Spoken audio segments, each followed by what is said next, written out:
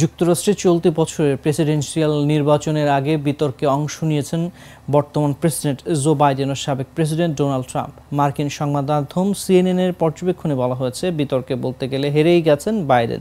বর্তমান এই প্রেসিডেন্ট যদি নভেম্বরের নির্বাচনে হেরে যান, তাহলে এই বিতর্কের প্রথম 10 মিনিটেই দায়ী থাকবে সিএনএন বলছে। সবার আশা ছিল এই বিতর্কের মূল বিষয় হবে নির্বাচনী প্রচারণা, কিন্তু অধিকাংশকে হতাশ করে দিয়ে একে অপরকে ব্যক্তিগত আক্রমণ করার মধ্য দিয়েই শেষ হয়েছে ঐতিহাসিক এই বিতর্ক। আর বিতর্কে যৌক্তিক কোনো কথা তেমনভাবে বলতে না পারায় আসন্ন নির্বাচনের বাইডেনের দল ডেমোক্র্যাট ভয়াবহ বিপর্যয়ে পড়তে পারে বলে ধারণা করা হচ্ছে। সংবাদ মাধ্যমটি বলছে, জন এফ কেনেডি ও রিচার্ড নিক্সন 1960 সালে টেলিভিশন বিতর্কের পরম্পরা শুরু করার পর থেকে বাইডেনই সবচেয়ে দুর্বল পারফরমেন্স করেছেন।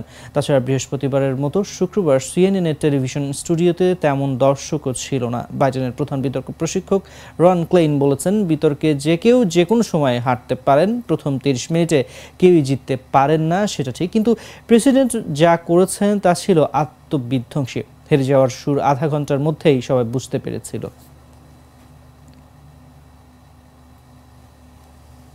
Facilidade, não falo com tanta fluidez, não debato tão bem quanto antes, mas sei o que sei.